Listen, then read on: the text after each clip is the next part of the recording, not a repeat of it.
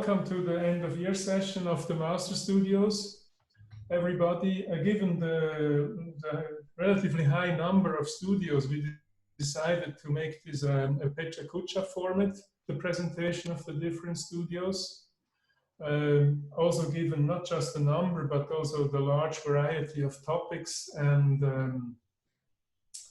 methods applied in the master teaching.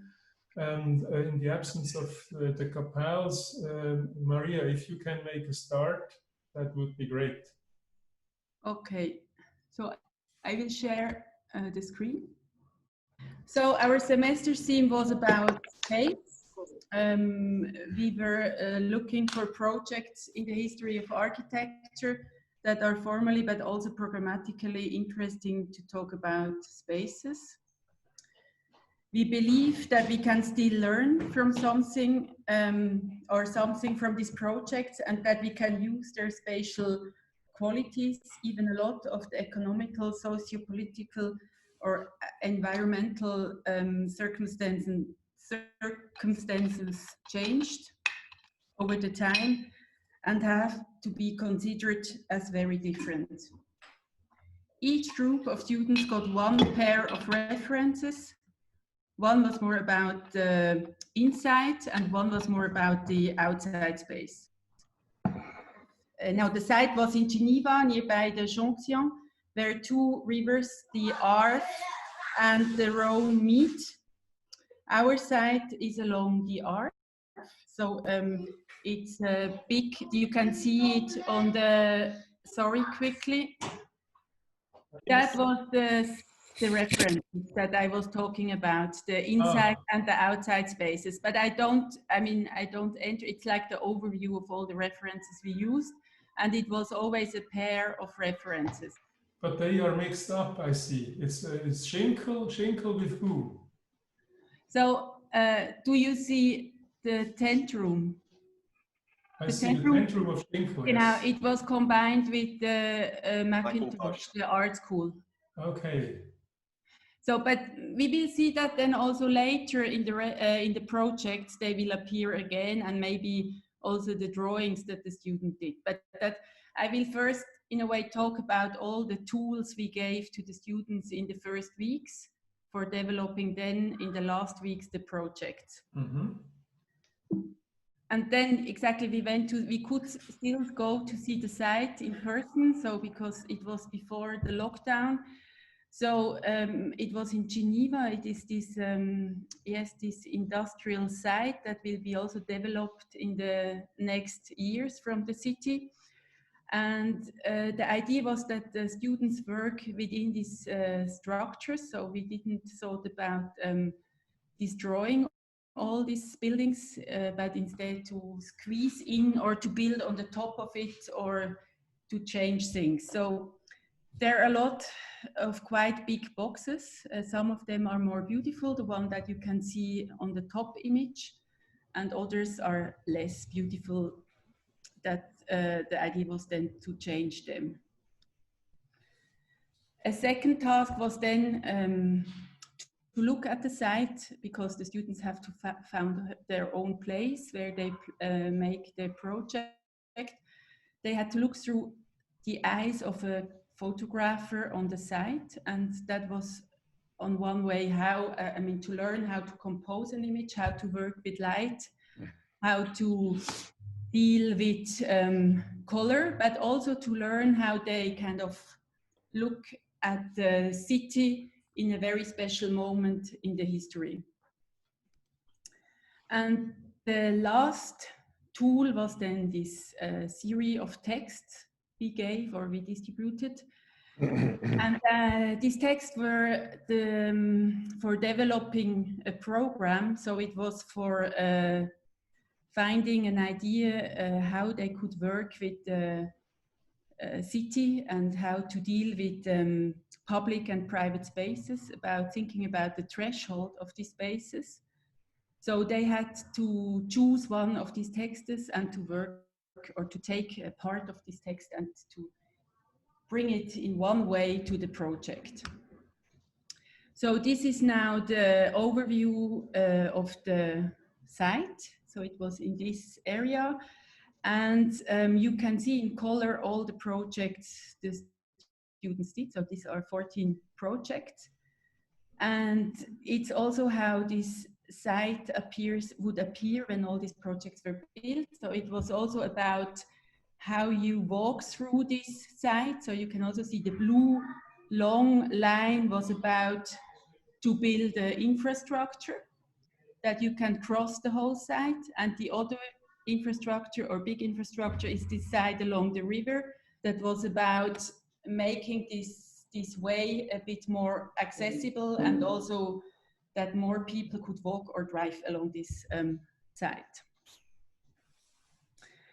So these are now the 14 projects I will go through, but I don't show, I mean, I don't explain all the ideas. It's maybe more that you can see how the students worked. So in the beginning, on the left side, you can always see the reference drawings. So these are the drawings the students did from the pair of the references they got. So here it was the Piazza San Marco, and combined with this gallery window of Richard Archwager in Vienna. And on the top you can see the drawing they did of these two references. And below you see then the drawing that they did at the end of the semester from their project. In the middle, you see always an axiometrical view that's about the figure, this kind of new piece that is added to this site. And on the right side, there is always this a model shot or a model image that is about the atmosphere of the project. And that's maybe also a bit special for this semester because we asked to use the students the material that they find that they could find at home. So it's a lot about kind of reuse of materials. So it's always the same. So I just go through and you can look, it's always the same, how to say, composition of the sheet. So that's the second one. That was about Bramante, the Santa Maria della Pace and Hermann Czech's small kleines café in Vienna. So you can see the floor plan of Bramante's courtyard and his kind of seating niches in the upper floor in the courtyard. And this is then in this inner space of the Czech café. I don't know if you know the project, you will recognize these elements. And here you can see in the middle this kind of new figure they did, this courtyard that they built in the middle of existing structures. It's the théâtre that's already there, La Parfumerie. And they added this courtyard to it and a new building for performance and the school for performances, exactly. And that was then the model of it.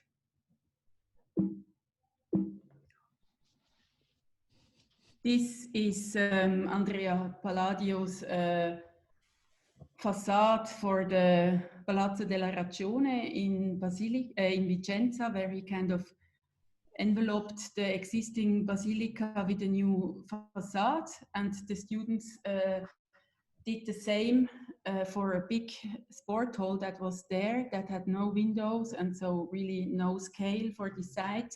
And they kind of brought this idea of this kind of second layer around this building. And they had then as a second reference the Gordon Mother Clark, the food restaurant in New York. And they added this idea of the program to this sports center. Yes, to the sports center. Another one was Vasari, Sufficis, and Lacaton Vasal. Maria, I fear you will have to make a selection because yes, I will now stop to talk about it. I think you got the ideas of the project, and I will just go through it now, and you can look at them. Okay. I also think if you want to see more detailed the project, you can also go to see the exhibition. You can there find all the elements or all these drawings and figures again.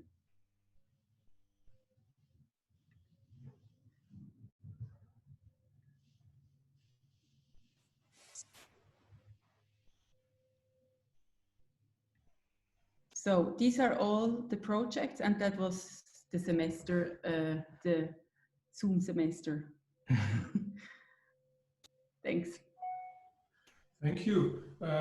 If you would have to change something from based on the experience you made, how would you alter the approach, or are you totally convinced and happy and sure you would do the very same again? How do you mean? I mean, it's a bit a difficult question. Do you mean it by the Zoom semester or by the No, by your approach, semester? by your methodological approach of pairing an interior and exterior space. This. It's Okay. really the method which is of interest. No, I think I mean, it's a question we ask ourselves a lot. And I think for us, it's a very fruitful way of working, because you kind of start with to make a library for the whole studio where you quickly can enter the subject and talking about the elements of architecture by analyzing these old references.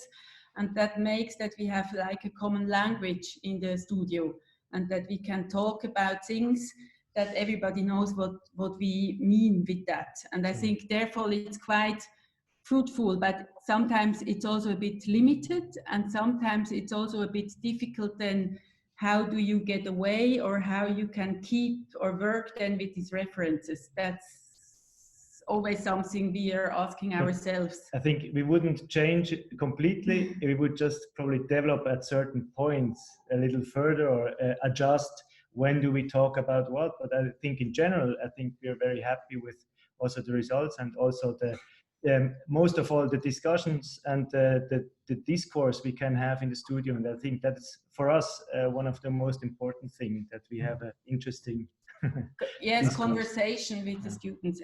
I mean, we talk a lot about these things in the beginning of the semester, and I think that's a good start for doing then the project. And how is the feedback from the students in short? What's their feedback? Yes. We only hear the good one, the good feedback. So I don't know if there is any like really.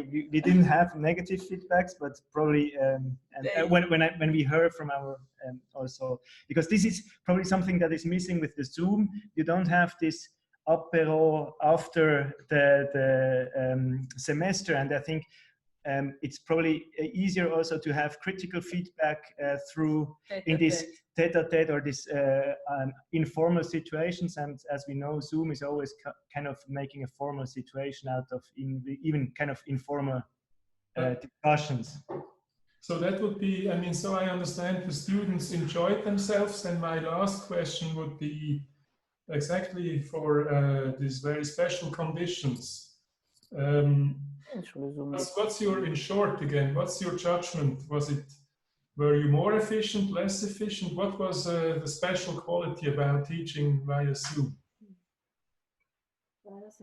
It was quite, I think in the beginning it was quite a change for us, because we are normally used to sketch and draw things with the students on the table. There is someone talking, but I don't know. Yes. And now, but after some weeks, we also realized that it's also quite nice to see that we had sometimes the impression that the students take a lot of responsibility for their project. Sometimes we had the impression even more if we are in the studio. And that was quite nice, that we even through the screen, we could feel that the people are with the project and are working for it. And that was quite a nice experience. So we are not only, how to say, negatively about this semester, because I think sometimes we could redo things like this, but it would be nice, maybe a mix of having the screen-based and having a more one-to-one or face-to-face or table, on the real table discussion. And for example, we're also very happy with these models that they produced out of, let's say, cereal boxes and so on. And it's even, I would say, also the drawing became more important probably. So the model became a bit less important, let's say, as the models that we normally often do for interiors as figures. So I think it's, we also saw that there can be, we took out something, or the studio became more creative at certain points, or had also the students, they found their way to do things, and were very efficient, also very efficient ways of representing things. And I think that's very pleasing, and interest was really also very cool for us. No, that's a word one often hears in relation to this Zoom, that one becomes very efficient, maybe too much. Yes, that's a bit the point, that things are, yeah, exactly. Thank you very much. I see Ramon is now with us. Ramon, are you ready for your presentation? And Maria, can you stop sharing your screen? Okay. Hello, everybody. Hello. Sorry for the delay, huh? No problem. Okay. The abandoned hotel in the Alps. Denninger Bad is a hotel and spa complex with buildings from several areas. Currently abandoned and mothballed, it is waiting to be reanimated, or in the worst case, to be broken down. Next slide.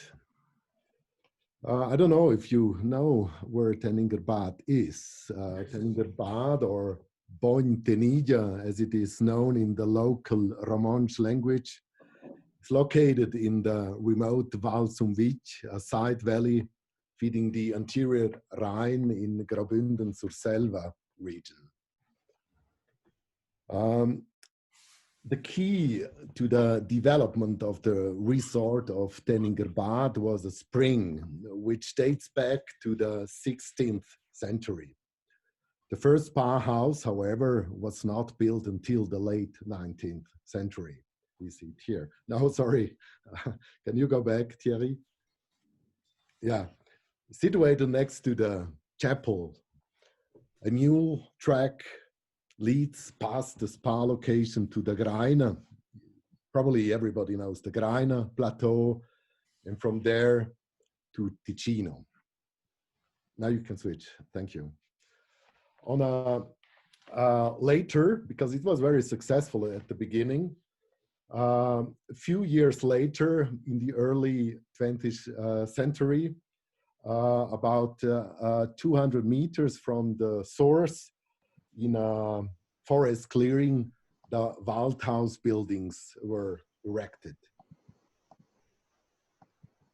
Okay, so that's the starting point. That's the base of our semester. That's the site and the building. We were focused on the buildings. It's a whole complex. So the beginning of the semester, however, was made with the historian Jean Mathieu, who gave a lecture on the rise of alpine tourism to understand what led to this development in this remote valley. In his lecture, he illustrated the exploration and glorification of the Alps in the 18th century led to the need of simple accommodation, and later to a first major hotel boom, as we know. So, having gathered the first informations and impressions, the first task, the first exercise aimed an abstract scenario model. Each student was supposed to create an abstract sculptural object that expresses the thoughts, but also the intuitions about the topic of the hotel or of the abandoned hotel. Only one material should be used. Here's one student's example from Lisa Virgilito, who was inspired by fabric and its motifs for her installation. Fortunately, we were very lucky actually that it was possible to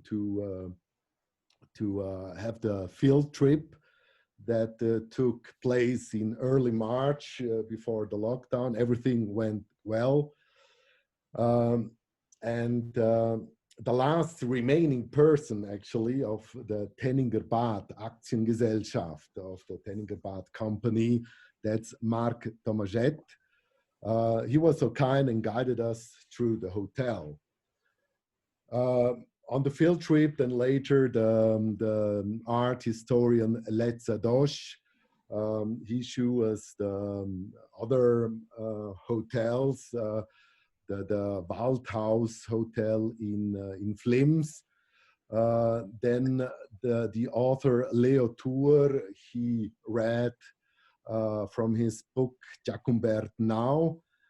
And at the end, in the Cinema Silplatz, we could show movies, films about hotels to the students. Shining, for example.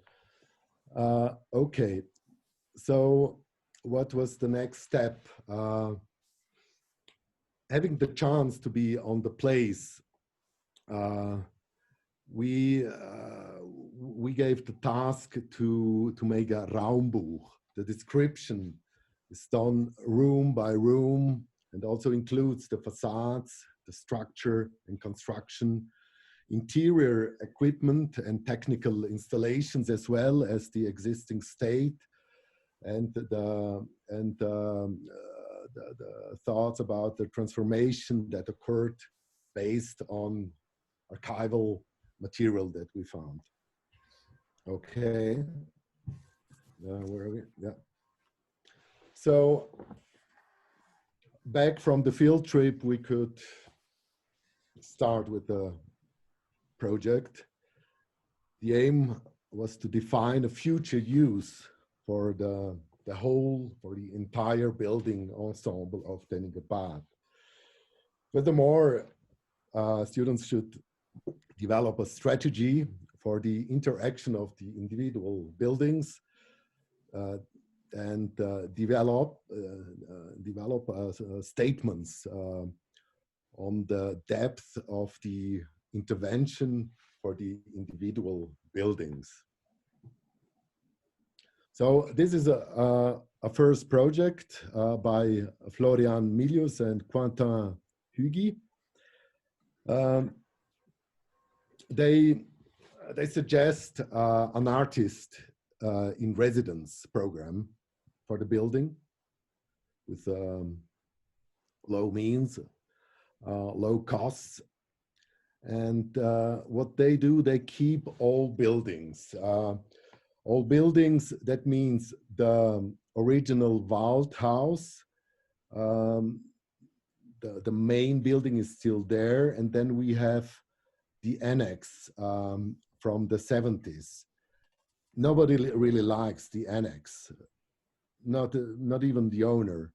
So everybody says they should tear down the annex buildings.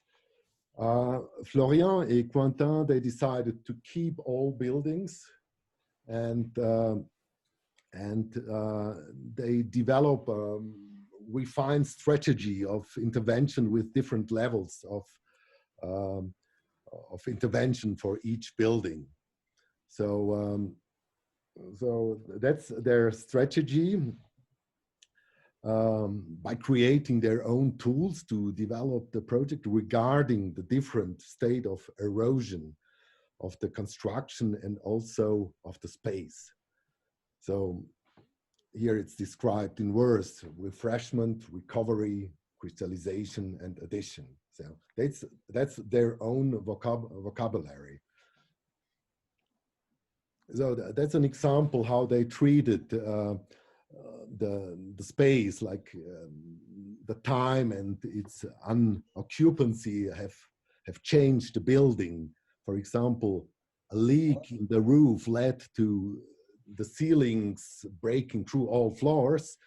And here the project uses these new qualities and created by erosion, literally, and integrates a new vertical circulation in this demolished part of the building. So they went very far also regarding the different scales. They worked on the details and suggested also how to for instance, keep traces made by erosion. For instance, they let the stone visible in certain parts, just using the lime mortar to fix it. Okay, so that's the second project that we show you. It's the project by Lisa Virgiletto. We saw her installation before. She suggests to break down all these extension buildings from the 70s to recover the mythical spirit of the place, standing on top of a cliff in the Alps. So you can see if you go back, sorry, yeah, if you can see the extension of the 70s really closed the view to one side of the valley.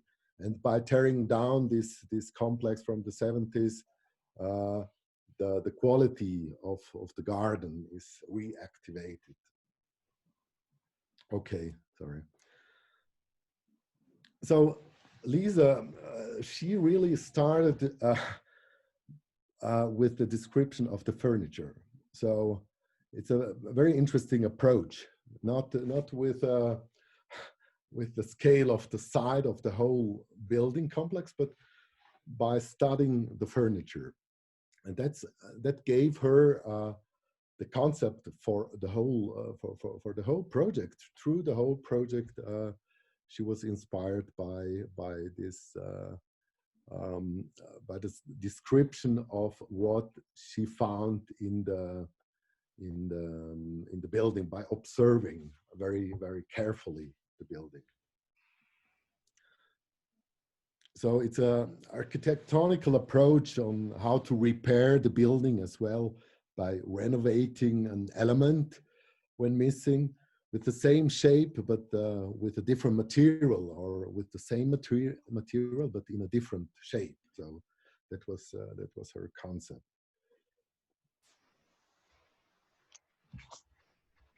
Yeah, you can switch.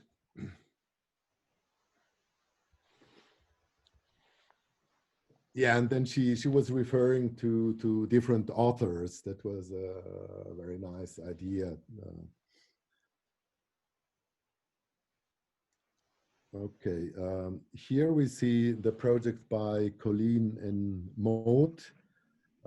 They kept the buildings from the 70s, but they transformed them quite a lot.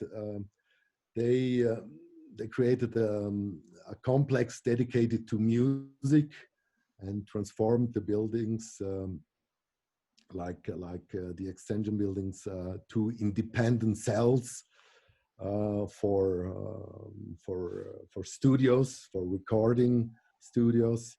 And they transformed the new dépendance building that we see on the left-hand side. Thierry is showing it. They transformed it by adding a new layer and creating a new spatial quality, but of course also new constructive qualities. Okay, so this is a project by Adam and Erik, our students from Sweden. They were suggesting an outstation of the EPFL for research in the Alps.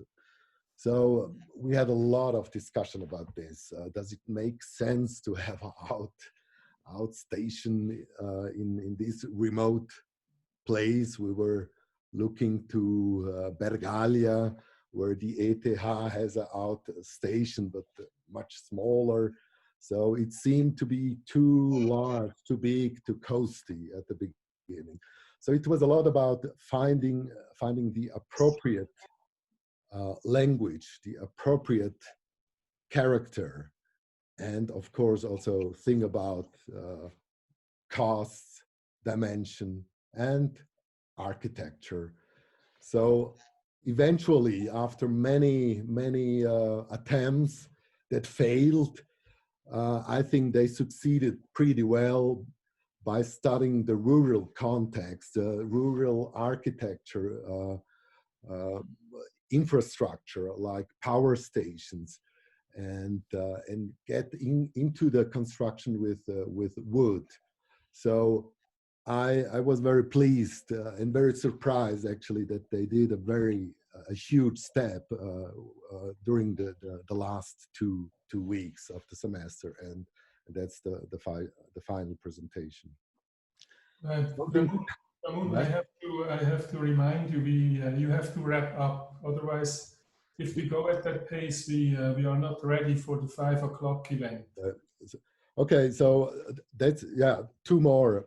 So that's the last project by Bastien, totally different approach, a reflection on a temporary use. He suggests a structure, parasite, to consolidate and secure the building, then squatted with minimal infrastructure that was needed. Okay, so we come to the last one. I just want to thank to Arabella Masson and Thierry Manasseh, who supported us through the semester. I want to thank to Franz Graf, who was the guest critic during the semester and for the final critic. I also want to thank to Christopher Bart from Rhode Island School of Design, who gave a lecture on his new book, Material and Mind, and who was also part of the final critique.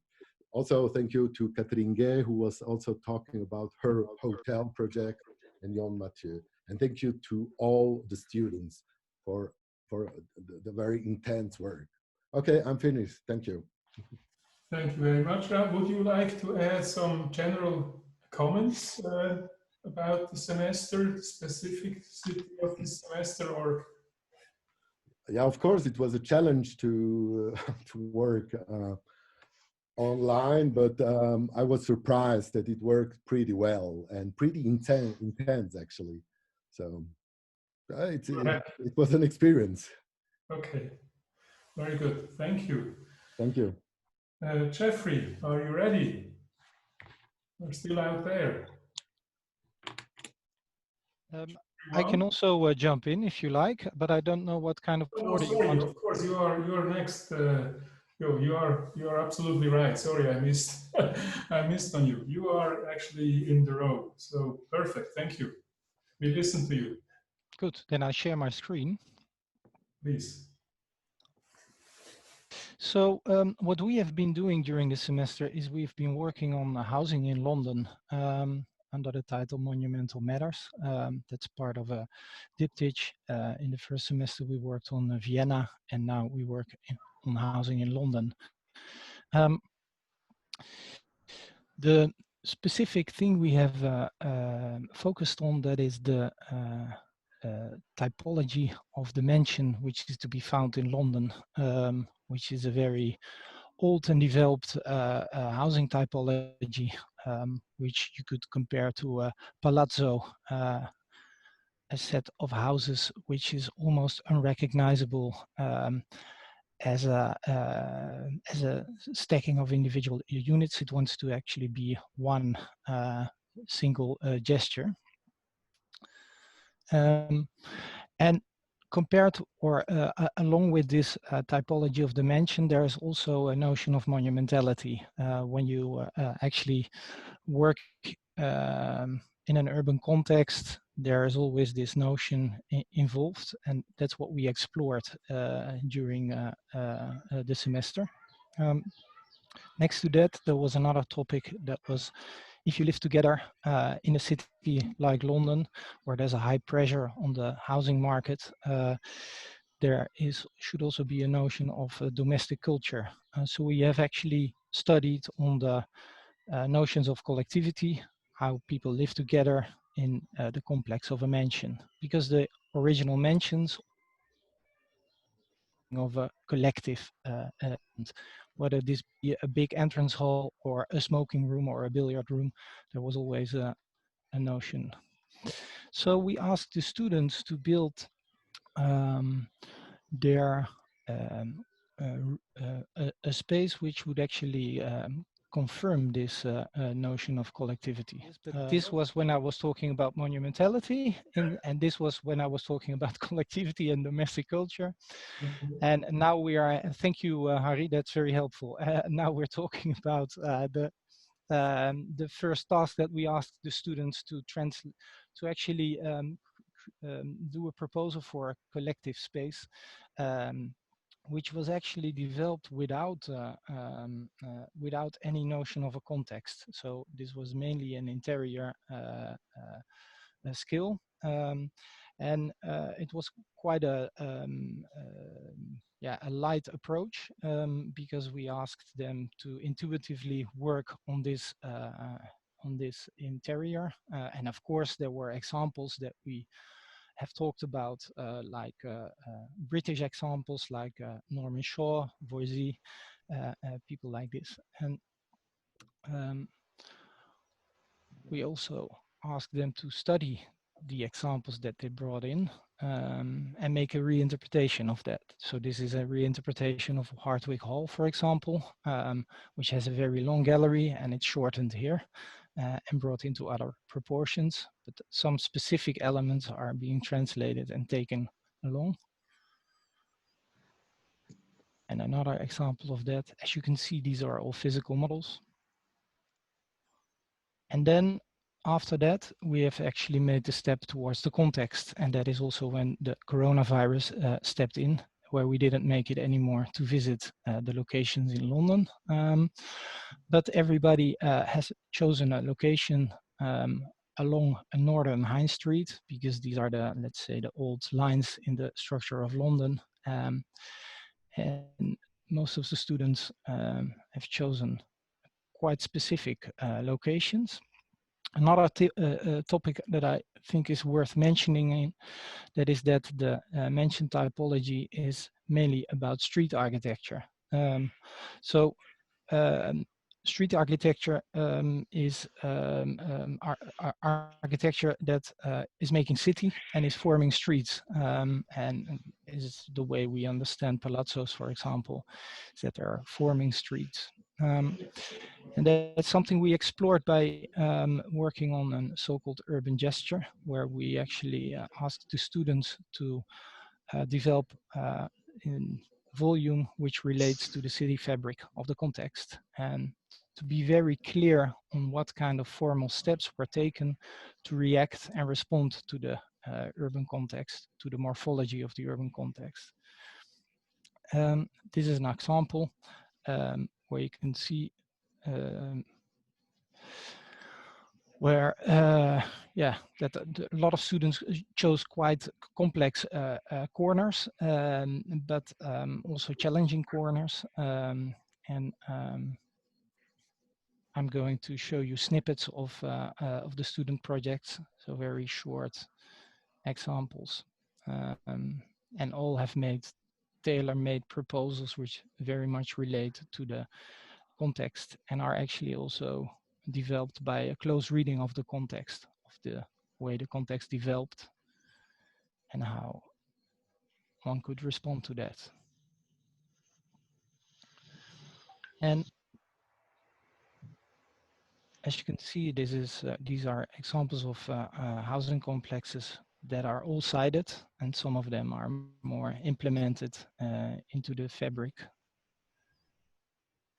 And we also asked the students to make an update then after this confrontation of their context, to also make an update of their exotic interior, as we have called it, that collective space, and implement that in as the carrier, as the main ordering element of the collectivity within the blocks. We worked on all the apartment plans, where we could always see this collective space coming back. The section was a very important tool to work on these housing complexes, because it's of course very easy to make repetitions of the same floor, but the challenge is also to make variety in the section. And not only we have worked on the plans in the section, but also on the materiality and the way things could be detailed and materialized and could be tactile. As you can see here, there's always the notion of materiality. And since London has a very profound brick or clay culture, we have looked at bricks and ceramics as a leading materialization. This is the last slide. Thank you. Thank you. May I ask you a question? Yes. You said that the lockdown blocked you from going there. Mm-hmm. And if I understand well, the students all selected their own sites of intervention, correct? Yes, within a bandwidth, yes. And then how did they carry out the survey? How did they analyze the site with what tools? Yeah, good question. Because how did they call up people, get plans, or what did they do? Well, this was all digitalized, so they did not.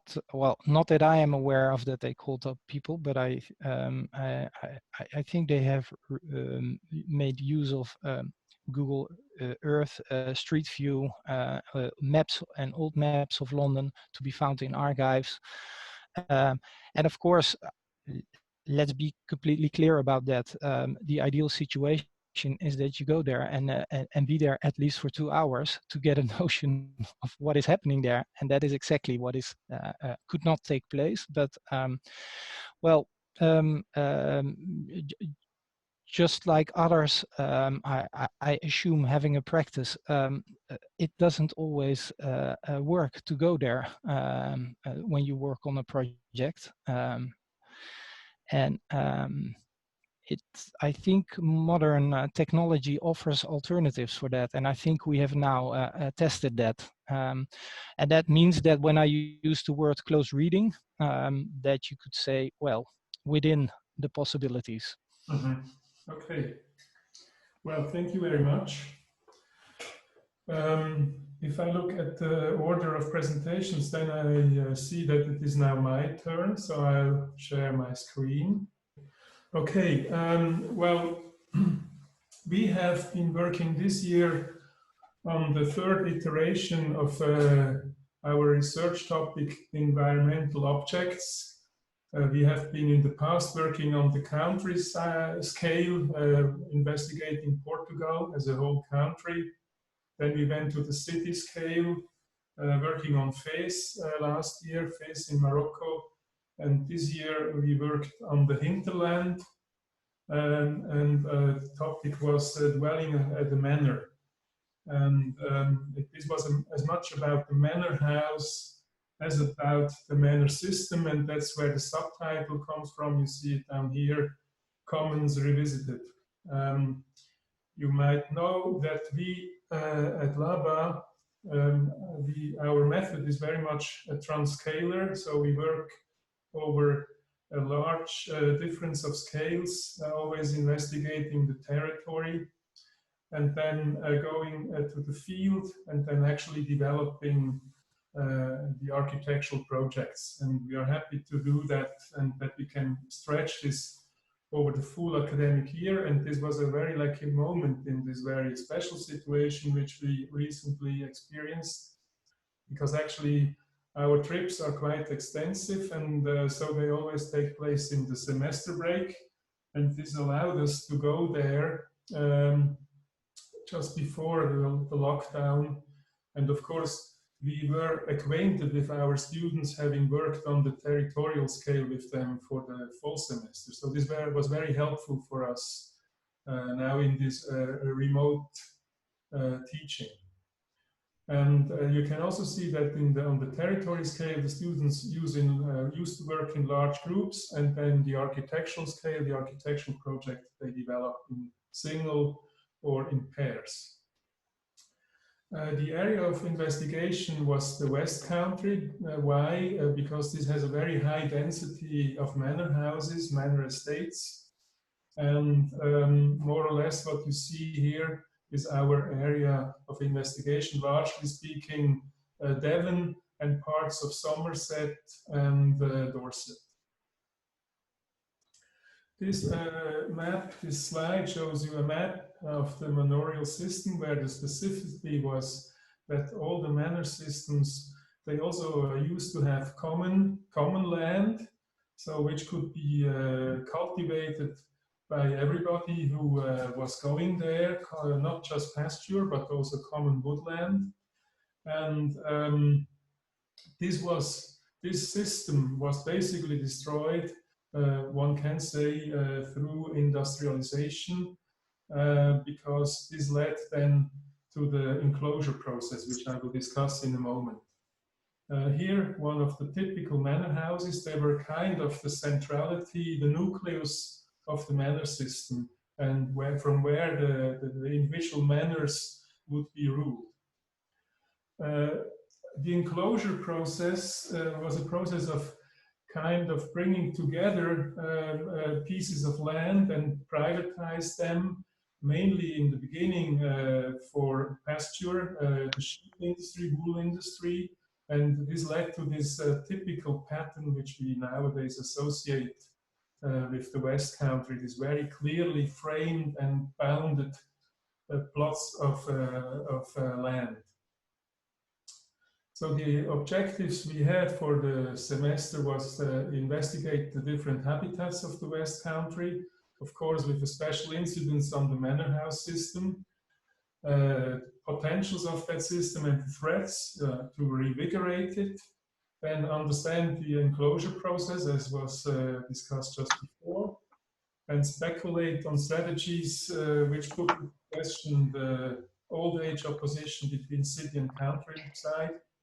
And finally, of course, develop architectural projects which specifically respond to environmental and socioeconomic challenges, always, of course, based on the manor houses. We normally support this process, the territorial investigation, with inputs, small symposiums from people from all kinds of fields, as you can see here. And then we analyze the territory following systems which we propose, in this case, obviously landscape, infrastructure, the economy, basically the industrialization of the territory and the settlement which comes with it.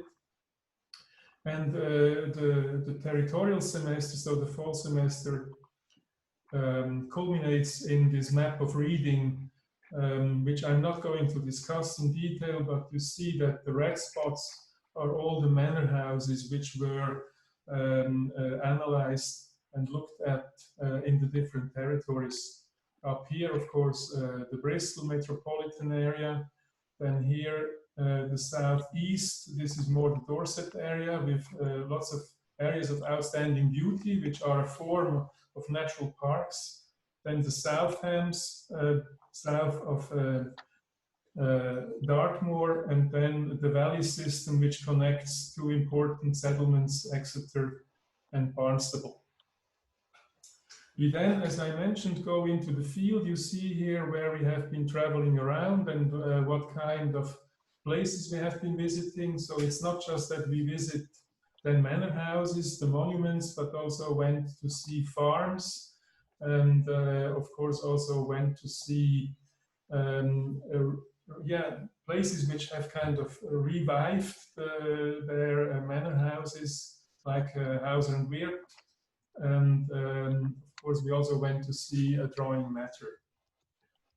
Here, a picture of the cold and rainy days on our field trip, because this was in February, where we walked the commons just on the outside of Bath. A few images, impressions. One of our manor houses, New Wark Park, with its beautiful landscape. And here an image of Neil Hobhouse, which welcomed us at Drawing Matter. I think you might know Drawing Matter. It's an incredible place, an archive of the most interesting architectural drawings. And it's really, you see how enjoyable this is, that you can touch these drawings at this place and really kind of have a book, a sketchbook in your hand of Viollet-le-Duc. And of course, this is taken away from us in our remote teaching, and I think this tactile quality we of course were totally missing in this second semester. We always work with partners, in this case the University of Bath. With their help, we also had another symposium there, as you can see, with these people intervening here. And then we move to the architectural scale, where the students go out in the field and select their own sites. You see now the 12 interventions here, and I'll shortly discuss, just as one example, the project number 12, which is situated here in the valley system. And the students then again draw their map of reading, which of course emphasizes this important spine with train and the important A road. And then here the intervention site, which is marked by very substantial and important woods, which gave the topic of the central topic of the intervention, which actually was a wood school, which would be connected to Exeter College, and of course also associated with a sawmill. And the actual project was then on the attached manor house, export house, which was turned into a student housing, student residence for the wood school. Here you see then the sequence of interventions. So this is down in the valley, the river, the main road, and the railroad station, the existing one. Up here on the hills is the manor house. And so this would be the intervention for the school, which is only developed schematic, but very important, of course, is the landscape system, the approach, the sequence promenade up to the manor. And all the students investigated the many itinerations which this manor house is, of course, experienced over time. As you can see here, it started in the early 19th century, and in its heydays it was quite an estate, as you can see here, towards the end of the 19th century. Then the demolition sales took place in the beginning of the 20th century, and actually quite recently parts of the old manor house have been renovated by the current owner, which is an architect. So you see this quite remarkable manor house with the very remarkable silhouette of the chimneys. And this is in its heydays when this extension here to the right was also built. The demolition sale pretty much took the thing apart. Lots of parts were taken away and used elsewhere. So this is what the current owner found of the main house, and actually quite remarkable renovation, which I think is very much oriented on the skills and ideas of the Smithsons and their interventions in the rural, into rural structures. Our students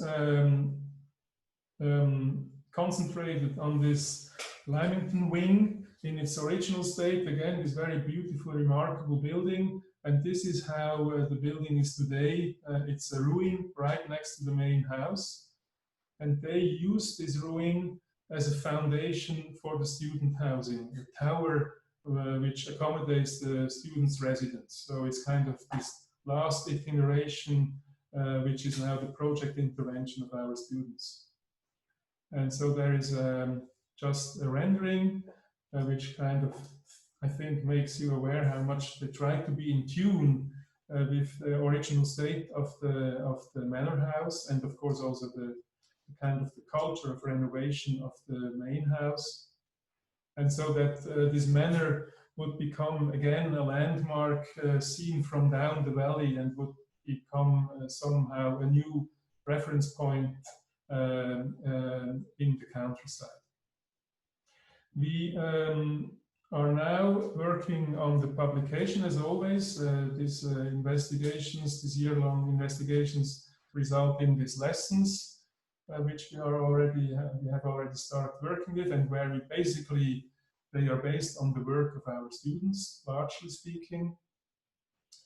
This is our studio, and that's the moment for once more to thank, of course, all our great students. It was an incredible experience, and they were really working hard right to the end, and withstand these difficult conditions we were experiencing. And of course, also lots of thanks to my team. And you might also know that this was it for the Laba Studio. This was our very last semester, and this picture of my team here is just yeah, kind of a symbol for our turning back now to the school and to the manor studios. And so that's the moment to say goodbye to you all and to the community. Thank you very much. Well, then I think we move on, and the next in a row would be the Studio One. Jeffrey, are you around? Yes, I'm around. Can you hear me? Is it good? Yes, very good, thank you. Okay, Harry, thank you. It's actually quite a sad moment, because your studios, Harry, were always a highlight and inspiration, I think, for all the studios at EPFL. So this will certainly be missed in the future.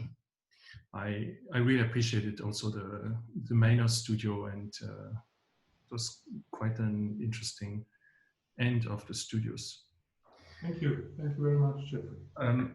What I would like to do is just present, using actually Miro, our studio, which was entitled Refuge 2.0 Artificial Swissness, and it's a bit risky to do that, but I will dare. Okay, so it was a very experimental studio, in that we questioned and critically explored the limits of artificial intelligence and architecture. So we know that AI can drive cars, can generate paintings, can compose even pop music, and we wanted to know whether it can actually generate meaningful architecture. So the object of our investigation was the Swiss refuge, or the cabane de la montagne. It's typically a hut that is not accessible by cars, for skiers and hikers to use as base camp to go on expeditions.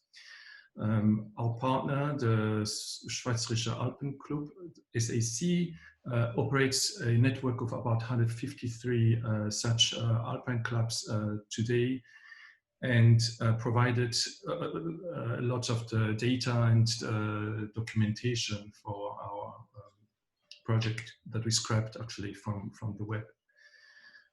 So if you talk about artificial intelligence, data is very key. We use big data, so over 6,000 images that were taken from Swiss refuge and cabanes, essentially to teach machines about architecture too, so that the machines can learn what is architecture, what is a refuge, what is a cabane, and more importantly, what is this architectural quality called sweetness that can be extracted.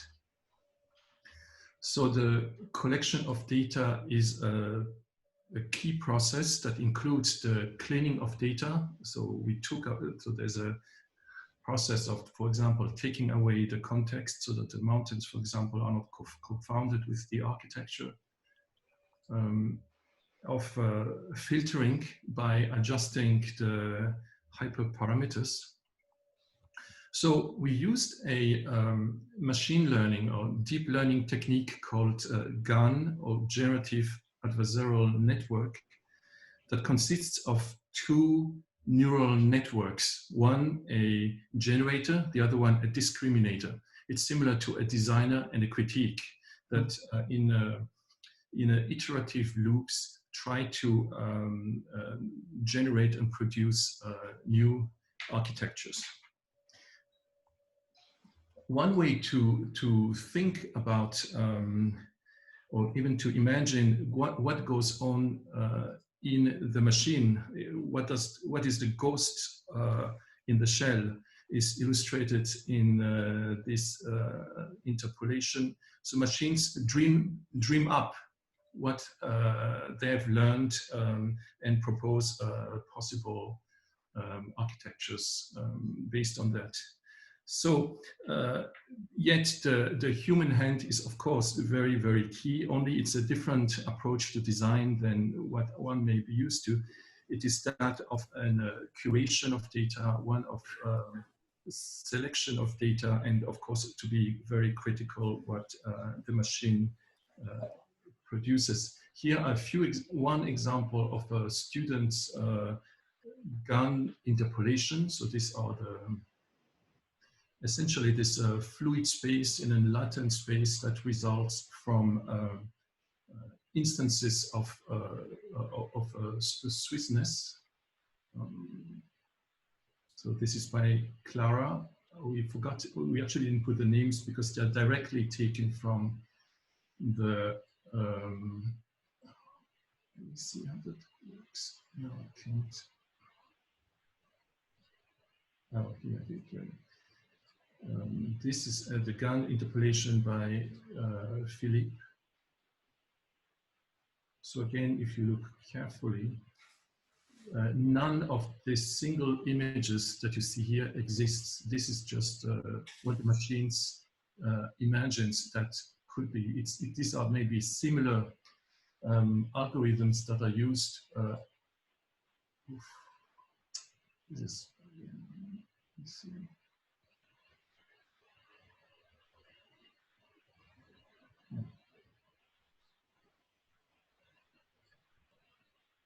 Okay.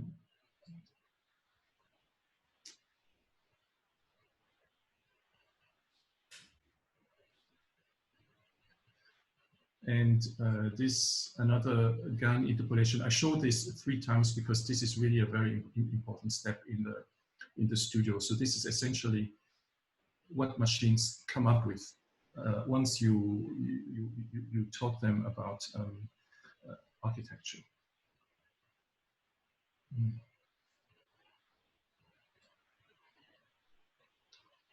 Yeah.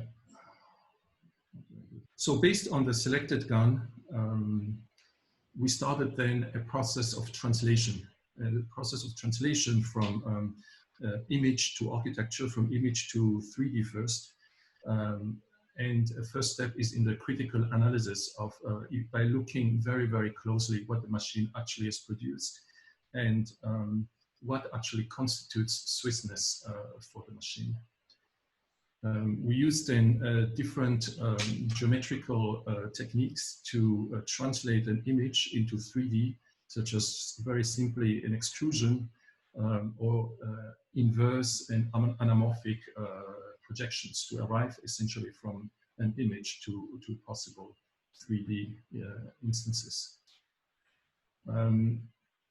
So these are a few examples of, and they should be turning, but they're not, okay, of the geometry that you arrive at by doing this process. And once you have the base geometry, you then confront the project, the geometry, the volume with the real site. the context, which in our case was a site of an existing cabin in a perimeter, in a 50-kilometer perimeter from Vallumnezia, which was the site of our first studio. So there's a confrontation with the site, with the program, and the program is that of a refuge, only that we add the necessity to integrate the drone port for delivery of supplies. And there is a confrontation with the tectonic, the materiality, and to provide constructive details. It was also important to use the typical Swiss 1 to 20 drawing to convey Swissness. And the studio then culminates in the reproduction of speculative images of projects, closing thereby the loop that we started with the images. Now, despite the confinement, it was very important to stay not only virtual for us, and we managed to distribute 3D printing kits just before the lockdown. And so we could actually create a decentralized Atelier de Maquette to at least create some models to actually explore that tangible physical dimension. So explore, I invite you to explore actually the mirror space, which is very simply organized like a machinic process from left to right, so input to the left and then output to the right. And I would like to conclude by thanking the 21 amazing students who worked with us, and the fantastic teaching team, Fred, Christina, Binjo, and Christoph, for constantly pushing the frontiers of a new architecture. Thank you. Thank you, Jeffrey. Jeffrey, may I ask you a couple of questions, which I believe your answers might be of interest to future students of your, potential future students of your studio. Do they need specific knowledge? And if yes, how do they get to it? And is this part of the studio offer to teach them in this? Yes, it is. This Ganfing, is this something complex, or could I do this after half an hour? You could do that after 2 weeks, I would say. So it's a we introduce actually from scratch the whole AI technique and world. Actually, it's mainly Mijo, Fred, Christina, and I must say, and who's been doing a fantastic job. But nowadays, it's also the tools have become much more accessible than they used to be. So these are libraries that you plug in and that you tweak a little bit. And a lot has really to do with having the data, preparing the data, getting the images, and cleaning them up. And then the magic that happens, it's actually, we're not inventing the gun, the generative adversarial network. These are techniques that are published and then that you can download. Mm-hmm. But the only prerequisite maybe probably in the translation from the image to the 3D, this where we do anamorphic projections and so forth. We use Grasshopper, where we use parametric tools, so that at least some prior knowledge in Rhino, ideally of Grasshopper, was definitely helpful. Tell me, so how do you evaluate your students? Do you evaluate them by assignment or over the full semester? And if by assignment, for example, the first one, which basically the machine kind of produces the result, how would you evaluate the student on that? Well, it is true that the machine produces the results, but it's still humans who decide which one to choose. And there is, I think, the main activity in the first assignment, going to those animated GAN images, is really in the curation. So I think the curation of data is an act of design, of a modern act of design, which I think you can evaluate, which you can judge, because there are differences also, just like you have differences in final projects, you have differences in how you curate the data to generate architectural interesting projects. And one last question.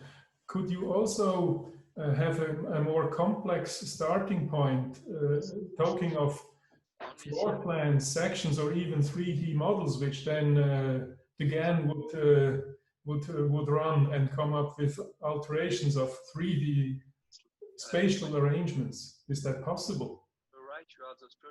We had a guest that came in who did, who looked, so ours is more based on images, right? And perceptions and views and so forth. There's someone, or there are people who does it on a typological level. So it's more on floor plans, and then the machine's learning floor plans and then generating stuff. But it's,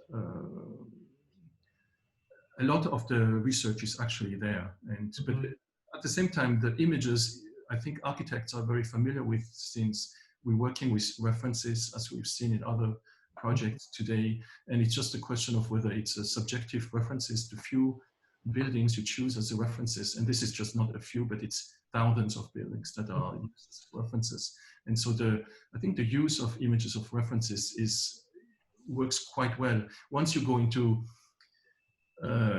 floor plan or even 3D, 3D becomes really complicated, and also and all of a sudden you cannot comprehend it anymore. Yeah. Okay, thank you very much. Very interesting. We move on to Paolo Tombesi. Are you presenting yourself, or is someone presenting for you? No, I am presenting myself. Thank you very much. I'm Harry. Okay. So I'm going to share the screen in a moment, but before doing that, I wanted to say that I've decided to use this as an opportunity to see what one can do in Zoom and with a Pechacucha. So we'll see if it works. If it doesn't work, I will go into a reduced version. Okay, so I will share the screen. We are interested to see what happens. Let's see. Hold on a second. Sharing the screen. So, are we ready? Let's see if it works. So welcome to Soundproof Level, the atelier run by FAR, with Alessia Grigini's and EPFL graduates and guitar extraordinaires Francois Autin and Basile Rapid. At FAR, we associate buildings with resources because of what goes into producing them, but also because of what goes on in them once they're built. We don't take buildings lightly. And we divide our curriculum accordingly. First semester, far less, dealing with scarce building resources in underdeveloped environments. And second semester, far more, reflecting on design in environmentally sensitive but economically rich settings. So first semester is about constructing boundaries that generate space needed. Second semester about addressing space that requires proper boundaries. And this year we focus on the design of a residency compound for guitar musicians, whose hands are as different as they can be from the hands of the building workers in Africa. Yet the special microcosm in which these hands operate, within and around the guitar, represents the ultimate and absolute integration of construction, architecture, engineering, material craft, environmental science, culture. And the enjoyment of the instrument in space also stands out against the difficulties that we often have disciplinarily to recognize and embed actual life in the building fabrics we conceive and represent.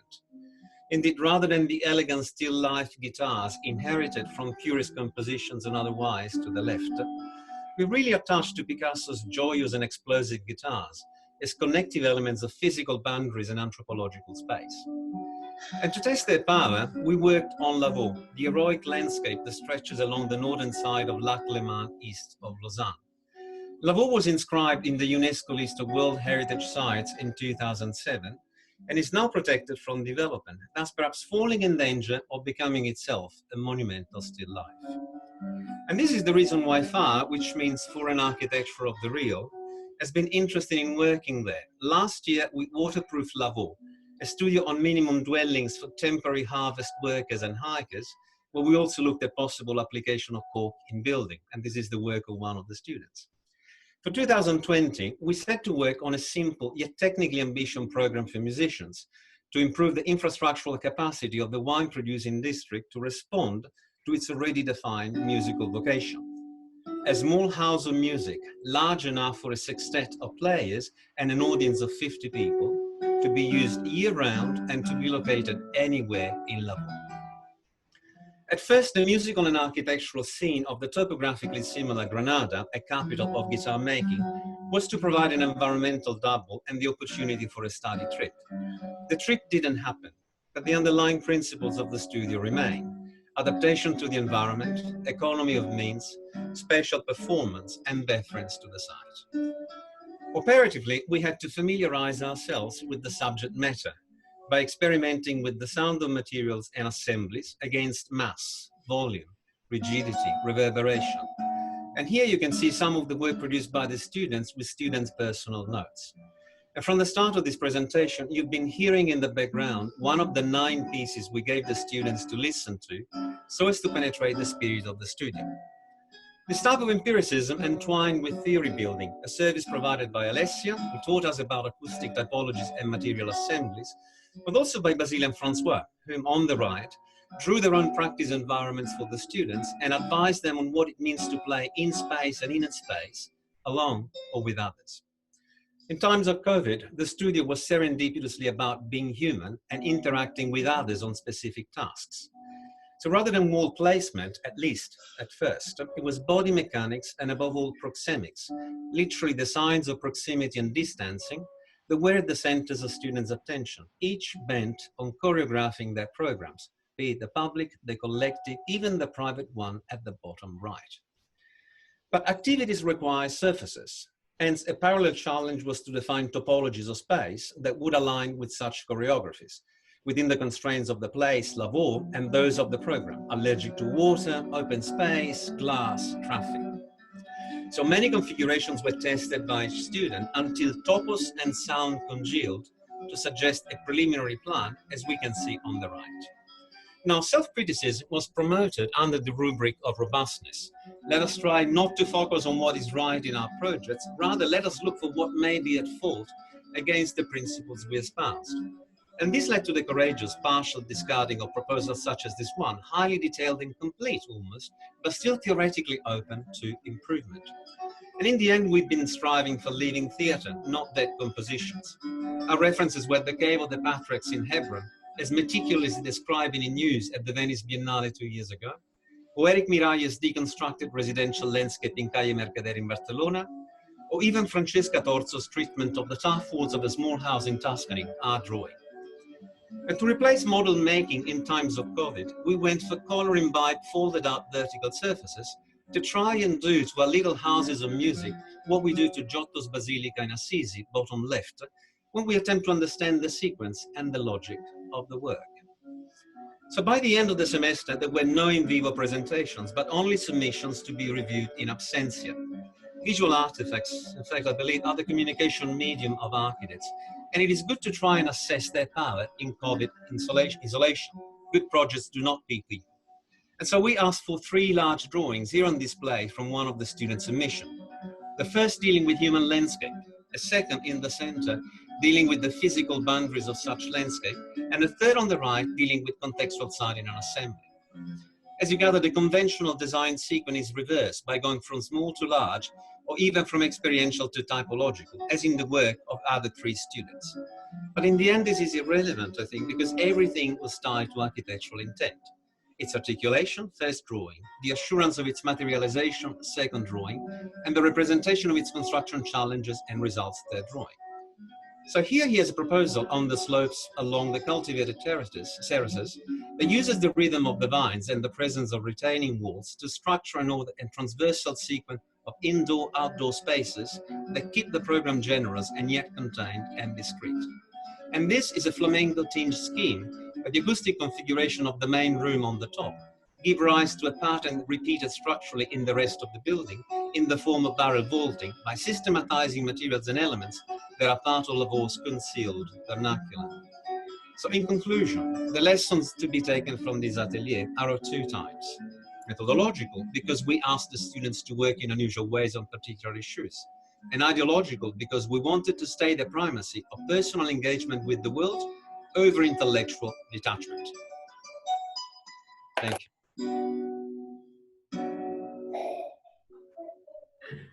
Thank you very much. Almost on the chord. So it worked. But it's very dense what you are presenting. You know that, Paolo. Όλα σε πέτσα κούτσα. Yes, of course. You have to be highly attentive to really, understand the full extent of it, you know. But well, I have a 12 minutes version, not a 6 minutes. Okay. All the way up to 3 hours. Thank you. Anybody has questions for Paolo? Okay, if not, we move on. I understand Paola Viganò is not here herself, but she has someone representing the Viganò studio, correct? Yes, it's me. That's you.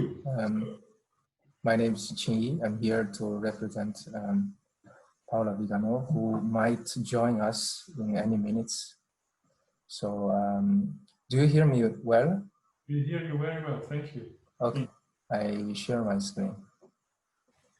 The Atelier explores the possibility of designing the city, the urban and the territorial space in the scale of the Alpine Le Mans city territory. Students have been working in the frame of the Great Geneva Research Project led by the LabU and the Habitat Research Center. Research is followed. This semester has a particular focus on the prototypes to rediscuss some of the strategies currently guiding the development of the Great Geneva project and to contribute to the elaboration of a vision for its sustainable future. This exercise is based on the work of the students of the 2 previous semesters on mapping and scenario construction, namely the zero consumption of soil and the reconditioning of the labor. Being aware of the existence and the vision of the strong structure, namely the public transport network and nodes, the students are encouraged to design the weak structure that is shown here of ecology and landscape, a reinterpretation and development of the original Braya mesh. In the context of each territorial figures or each pace, which has its own right and participation in the formation of this metropolitan framework. If in the first semester we explored the prototypes of the transition reflecting on the territory, the different pace on the left, in this second semester we approached them from biopolitical themes on the right